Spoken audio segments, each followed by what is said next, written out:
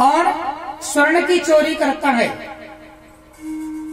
5 महापापी अगर श्रीमद् भागवत कथा को सुनते हैं,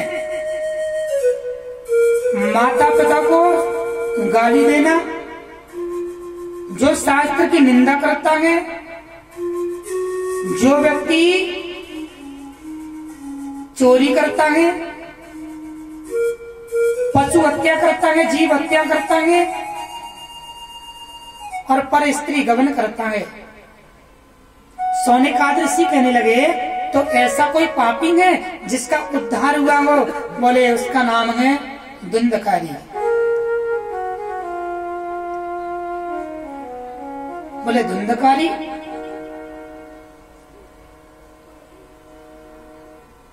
इस धुंधकारी की जो कथा है, धुंधकारी के अंदर 5 अवगुण विराजमान थे।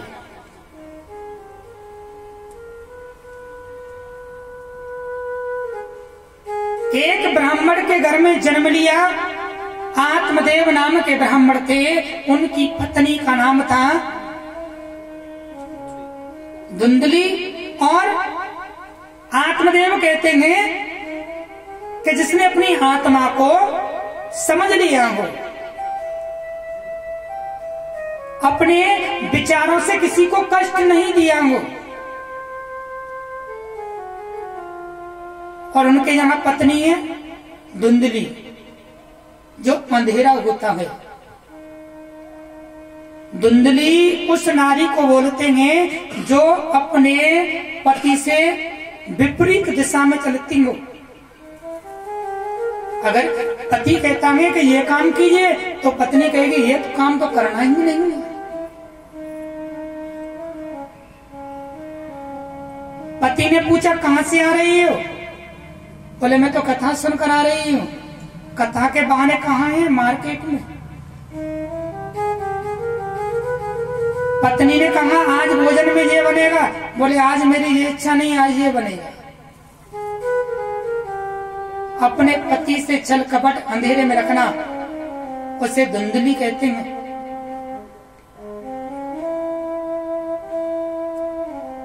एक ब्राह्मण था,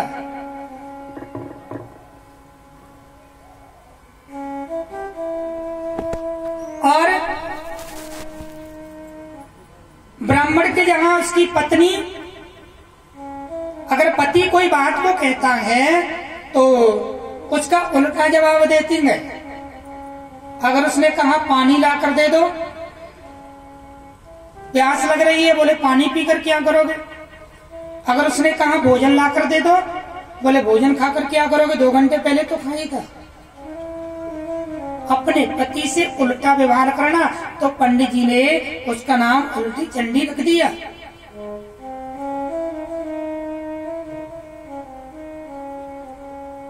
ब्राह्मण कहने लगे पंडितानी, पिताजी का श्राद्ध आ रहा है और ब्राह्मणों को भोजन कराना है। तो पत्नी पता है क्या कहने लगी? पत्नी ने कहा जो व्यक्ति मर जाता है ना, वो कहीं भोजन करने के लिए नहीं आता, किसी ब्राह्मण को भोजन नहीं कराएंगे। पंडित जी बोले ये तो पत्नी बड़ा परेशान करती है।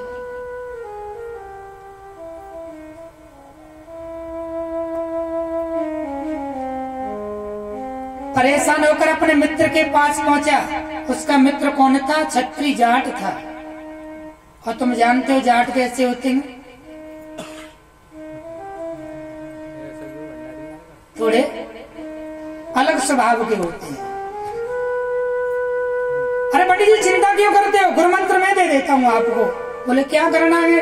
बोले अपनी पत्नी से अगर वो आपसे उल्टा बोलती है तो ऐसा ही व्यवहार चालू कर दीजिए। पंडित जी घर पर आए और पंडित जी पंडितानी से बोले नहीं। पंडितानी कहने लगी आज पंडित जी को क्या हो गया, ये तो बोलते ही नहीं। पंडित जी बोले आज मुझे प्यास नहीं लग रही है, मेरे लिए जल मत लेकर आना, मैं बाहर से पी के आया हूं। पंडितानी बोली लो जल क्यों नहीं पियोगे? आप इतनी दूर से थके हुए आए हो, जल तो पीना पड़ेगा। पंडितानी ने जल दिया, पंडित जी ने पिया। जब शाम हो जाती है, बोले पंडितानी आज मेरे लिए भोजन मत बनाना, आज मुझे भूख नहीं है। पंडितानी बोली लो, आपके बगैर तो मैं भोजन नहीं करती, पहले आप भोजन और उसके बाद में आपका झूठा प्रसाद ग्रहण करूंगी। पंडित जी बोले तो ठीक है ले आओ। पंडितानी पहले खा लेती थी, आज बाद में खा रही है। बोलो राधे राधे। पंडित जी ने क्या किया, अपना बिस्तर लिया जजमान जी और नीचे बिछाया और सो गए। पंडितानी कहने लगी पंडित जी क्या कर रहे हो, आपको तो इस चारपाई पर सोना चाहिए। बोले नहीं आप सोती हो। बोले नहीं मैं नीचे शयन करती हूँ। पंडित जी बोले आपकी जैसी इच्छा। पर पंडित जी कहने लगे पंडितानी सुनो, आज मेरी चरण सेवा मत करना, आज मैं थका हुआ नहीं। पंडितानी बोली ऐसा कैसे हो जाएगा, आपके चरण दबा कर ही सोऊंगी। पंडित जी ने लंबे चरण किए, प्रेम से दबाए। पंडित जी बोले पंडितानी तुम बिल्कुल सत्य कह रही थी कि मरे हुए कहीं भोजन करने के लिए नहीं आते हैं, किसी भी ब्राह्मण को भोजन नहीं कराएंगे, कोई भी श्राद्ध जो है वो नहीं डाला जाएगा। पंडितानी बोली तुम पागल हो गए हो, 1 वर्ष के बाद में तो पिताजी आते हैं भोजन करने के लिए। बोले श्राद्ध तो जरूर होगा। बोले श्राद्ध होगा। बोले हाँ। बोले तो फिर ऐसा करते हैं एक ब्राह्मण को ले लेंगे पड़ोस से वाले जो पंडित जी हैं। बोले नहीं, कम से कम 11 ब्राह्मण भोजन करेंगे। पंडित जी बोले बहुत अच्छे। परंतु पंडितानी देखो ऐसा है, श्राद्ध के समय गंगा जी जाते हैं, हम गंगा स्नान नहीं करेंगे। उन्होंने कहा क्यों? अरे पिताजी को गंगा स्नान कराएंगे और वहीं गंगा के किनारे पर ब्राह्मणों को भोजन कराएंगे। पंडित जी बोले तो ठीक है चलो। हरिद्वार पहुंच गए। हरिद्वार में गंगा महारानी कल कल की आवाज करती हुई बह रही है। पंडित जी ने स्नान कर लिया। पंडितानी से कहा आप जाकर स्नान कर लो, पर एक बात ध्यान रखना, आगे जल गहरा है, आप किनारे पर बैठ ही स्नान कर लो। अगर आप आगे जाओगी तो आगे डूब जाओगी। पंडितानी बोली नहीं, मैं तो आगे जाकर ही स्नान करूंगी। अरे आगे जल जो है बहुत गहरा है, आगे मत जाओ। बोले नहीं, मैं तो आगे जाकर ही स्नान करूंगी। क्योंकि पंडित जी भूल गए कि हमारी पंडितानी जो है वो हमसे थोड़ा विपरीत चलती है, हम सही कहेंगे तो वो गलत करेगी। आगे गड्ढा मिला और पंडितानी जो है डूब जाती है। पंडित जी घबरा गए। पंडित जी पंडितानी को खोजने लगे तो एक मल्लाह बोला अरे पंडित जी क्या बात है, बड़े परेशान हो। बोले पंडितानी जो है डूब गई है। बोले इधर क्यों भाग रहे हो? बोले इसलिए कहीं इधर उल्टी बह कर ना जा रही हो, इसलिए उसे देखने के लिए जा रहा हूँ। गंगा इधर बह रही है और पंडित जी जो है इधर भाग रहे हैं। बोले ऐसा क्यों? बोले जब से आई है ना उसके विचार मुझसे अलग है। अगर मैं उसे इधर देखने के लिए जाऊंगा तो इधर भागेगी और इधर देखने के लिए जाऊंगा तो इधर भागेगी। उसे उल्टी चंडी और उसे कहते हैं धुंधली। धुंधली का मतलब है अपने पति को अंधेरे में रखना। एक ब्राह्मण के जहाँ आत्मदेव नाम के ब्राह्मण है, कोई भी संतान नहीं है, उनके यहाँ एक गाय है और गाय के भी कोई बच्चा नहीं है।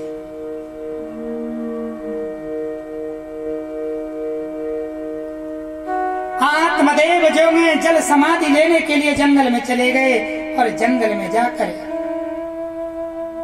जल में जाकर खड़े हो जाते हैं और जल समाधि लेने लगे तो एक संत ने देखा।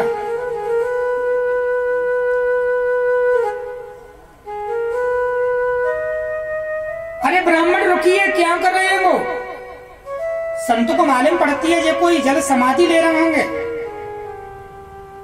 माथे पर तिलक लगा हुआ है, चोटी है, यज्ञोपवीत पहने हुए हैं, कोई ब्राह्मण मालूम पड़ता है।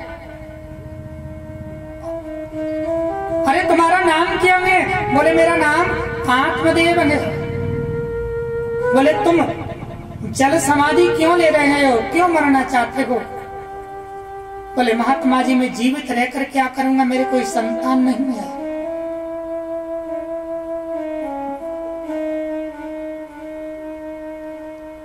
मोक्षा ज्ञानम प्रजारूपे बलिष्ठा कर्मणो गति। माता की मस्तक की रेखाओं को पढ़कर देखा, आत्मदेव तुम्हारे एक जन्म क्या, तुम्हारे 7 जन्मों तक संतान का योग बनता ही नहीं है।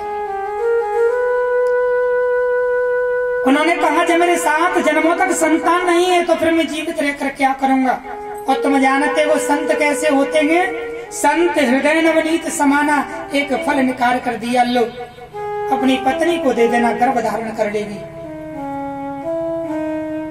पत्नी के जैसे ही हाथ में फल आता है वही देखो धुंधली गलत विचार मन में प्रकट हो जाते हैं। अगर मैंने इस फल को खाया तो गर्भ धारण होगा, और गर्भ धारण होगा अगर धीरे धीरे गर्भ बढ़ेगा तो मैं कहीं जा नहीं पाऊंगी, घूम नहीं पाऊंगी, जो मैं खाती हूँ वो खा नहीं पाऊंगी। और अगर प्रसव होगा तो शायद मैं मर भी सकती हूँ। अगर प्रसव के समय अगर बच्चा हो भी गया तो घर में नंद आएगी, मैं अंधेरी कोठरी में बंद कर देंगे, पूरे सामान को बांध कर ले जाएगी ना, मैं इस फल को नहीं खाती हूँ। उसकी बहन आ जाते कहते जैसे को तैसा ही मिल जाता है, बोले ऐसा कर इस फल को गाय को खिला दे, और मेरे बच्चा होने वाला है, मुझे धन दे देना, मैं तुझे अपना बच्चा दे दूंगी। संत ने जो कहा 7 जन्मों तक संतान नहीं है, ये बिल्कुल सत्य है कि 7 जन्मों तक संतान नहीं हुई।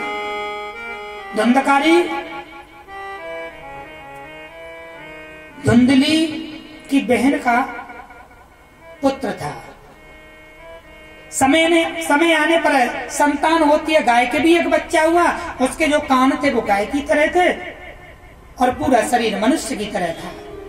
दोनों का नामकरण होता है, उसका नाम गौकर्ण और उसका नाम धुंधकारी रखा गया। संत का प्रसाद एक ज्ञानी बनता है, गौकर्णो पंडितो ज्ञानी और धुंधकारी महाखला।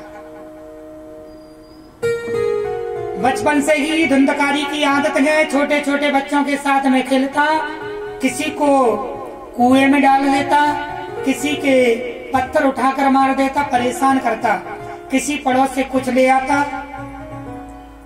धीरे धीरे बड़ा होने लगा, माता पिता को गाली देने लगा। गौकर्ण जी महाराज ने आत्मदेव को समझाया, आत्मदेव तो चले जाते हैं परंतु धुंधकारी की माँ धुंधली रह जाती है। माँ को भी समझाया। एक दिन क्या हुआ, जब धुंधकारी बड़ा हो जाता है तो अपनी माँ को भी कुएं में डाल दिया और आज अकेला रह जाता है, चोरी करने लगा, वैश्य संगति करने लगा। जो 5 अवगुण थे वो सभी आ रहे हैं। माता पिता को गाली देना, चोरी करता है, वैश्य संगति करता है, सभी संतों की शास्त्रों की निंदा करता है। 5 वैश्याओं का पेट भरने के लिए राजा के यहाँ चोरी की, 5 वैश्याओं को लेकर आया और राजा के यहाँ चोरी करने के बाद में 5 गणकाओं ने मन में विचार किया कि एक दिन ये मारा जाएगा और हमें भी मरवा देगा। जीवित ही उसे फांसी के फंदे पर लटकाया, नहीं मरता है। गड्ढा खोदा, फांसी के फंदे से जीवित ही उतारते हैं और जलते हुए आग के कोयले उसके मुख में डालकर और जीवित ही गड्ढा खोदकर उसे अंदर बंद कर दिया। प्रेत बन जाता है, प्रेत माने राक्षस बन गया। गौकर्ण जी महाराज को मालूम पड़ा, गया में जाकर पिंड दान किए परंतु मुक्ति नहीं हुई। गौकर्ण जी महाराज अपने महल में सो रहे थे तो विकराल रूप में कभी हाथी बनता है, कभी मेढ़ा बन जाता है, कभी स्त्री बनता है, कभी पुरुष बनता है और बार बार डराने लगा। गोकर्ण जी कहते हैं तू कौन है? धुंधकारी बोलना चाहता है परंतु बोले कैसे? क्योंकि प्रेत का जो मुख होता है ना वो सुई की मुख के बराबर होता है। न तो वो जल पी सकता है और ना ही भोजन ग्रहण कर सकता है। जो हवा चलती है उसी के सहारे जीवित रहता है प्रेत। गोकर्ण जी महाराज ने जल लिया और जल लेकर जैसे ही मारा तो धुंधकारी बोलने लग जाता है और क्या कहता है? अहम भ्राता त्वदीयस्मि, अहम भ्राता त्वदीयस्मि, धुंधकारी च नामत। अहम माने मैं, भ्राता माने भाई, मैं आपका भाई हूं, मेरा नाम धुंधकारी है। अरे भैया तू प्रेत कैसे बन गया? मैंने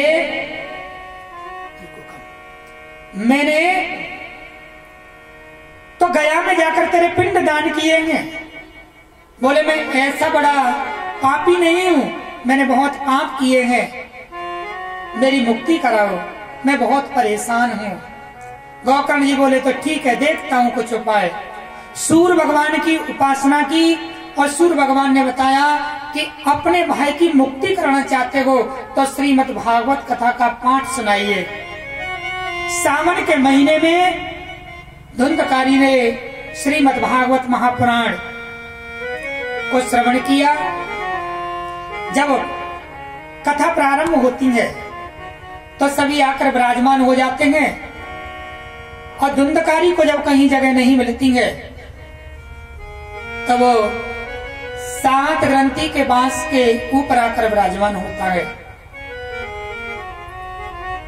परीक्षा जी आए और पितरों की पूजा करें और अपने पितरों को बांस पर विराजमान करें।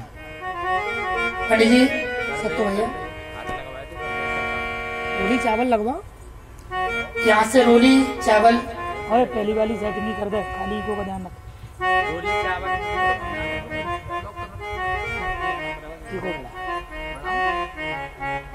सारे नहीं, इतना नहीं कम किया जाता।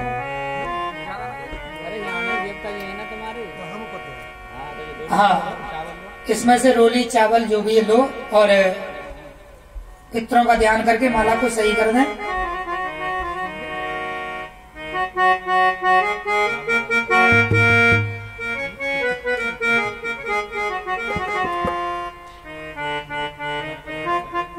रोली लगाइए। गंधद्वारां द्वादशां उद्विष्टां गणेशनेश्वरी सर्वभूतानां तामेहो ब्रह्मे श्रेय। और अपने दोनों हाथों को ऊपर करें और 3 बार तस्मै सुधाय नमः कह के बांस से हाथ लगा दें। बांस से हाथ लगाओ, तस्मै सुधाय नमः, तस्मै सुधाय नमः और तस्मै। ये वाले बॉक्स उठाओ, पीछे वाले।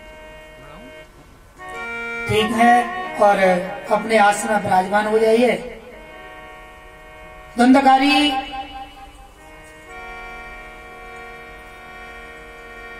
सात ग्रंथि के बांस पर आकर विराजमान हो जाता है। पहले दिन की उसने कथा श्रवण की और पहले दिन की ऐसे कथा प्रारंभ पर आकर विराजमान हुआ और पूरी उसने कथा को श्रवण किया तो पहले दिन की ग्रंथि जो है वो फट जाती है। दूसरे दिन की कथा दूसरी ग्रंथि, तीसरे दिन की कथा तीसरी ग्रंथि, 7 दिन 7 रात्रि तक उसने कथा को श्रवण किया और 7 ग्रंथि फटने के बाद में दिव्य कवच कुंडल पहने हुए प्रेत जो है प्रकट होता है।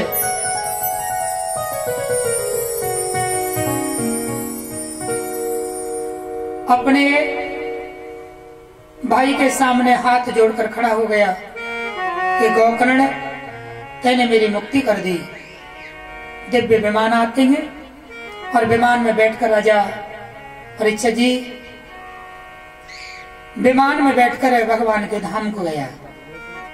सभी गांव वाले कहने लगे कथा तो हमने भी सुनी है, हमारे लिए विमान क्यों नहीं आया? बोले आपने कथा श्रवण की, परंतु जैसे धुंधकारी ने श्रवण की ऐसे आप लोगों ने कथा को नहीं सुना।